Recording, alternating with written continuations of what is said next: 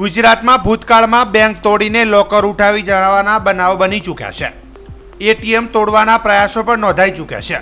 ત્યારે બનાસકાંઠા જિલ્લાના બાબર તાલુકા મથકે ગુરુવારની રાત્રે બેંકમાં આવેલું એટીએમ તોડવાનો પ્રયાસ થયો હતો, પરંતુ સફળતા ન મળતા તસ્કરો નાસી ગયા હતા।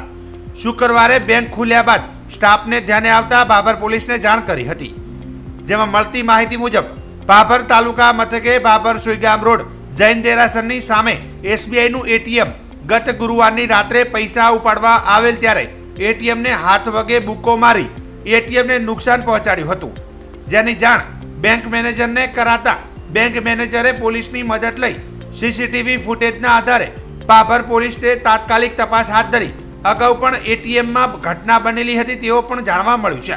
ત્યારે હાલ તો એટીએમ તોડવાના પ્રયાસની ફરિયાદ નોંધાવી છે। ભારતીય સ્ટેટ બેંક બાબર શાખા બ્રાન્ચ મેનેજર રાજેશ કુમાર।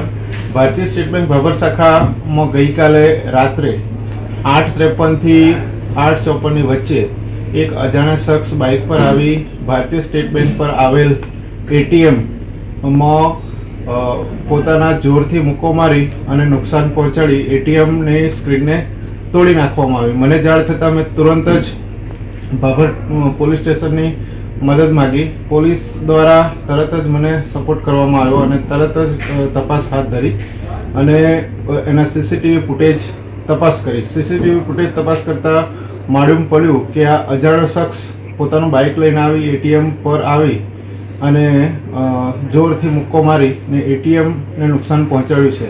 આ નુકસાનીથી એટીએમ તો બગડ્યું છે, એની સાથે હજારો જે ગ્રાહકો છે એ રોજે રોજ એટીએમનો ઉપયોગ કરે છે, એને પણ સેવામાં બી ખલેલ પહોંચાડવાનો પ્રયાસ કર્યો છે। બાબર પોલીસ સ્ટેશન દ્વારા અમને અવારનવાર પોઝિટિવ સપોર્ટ મળેલા છે। અગાઉ આવી ત્રણેક ઘટનાઓમાં પોલીસ અને બેંક કર્મીઓ દ્વારા આનું તપાસ હાથ ધરી અને એ બંને ઘટનાઓમાં બંને આરોપીઓને અલગ અલગ જગ્યાએથી પકડી પાડવામાં આવેલ અને તેમને સજા કરવામાં આવેલ હતી। એટલે આ જે ઘટના છે એ બહુ ખોટી ઘટના છે અને પોલીસ દ્વારા બી અમને સપોર્ટ મળી રહ્યો છે અને એની તપાસ હાલ ચાલુ કરવામાં આવી છે। સીસીટીવી ફૂટેજથી વ્યક્તિની જે અજાણ્યો વ્યક્તિ છે એની ઓળખ પણ ચાલુ કરી દેવામાં આવી છે।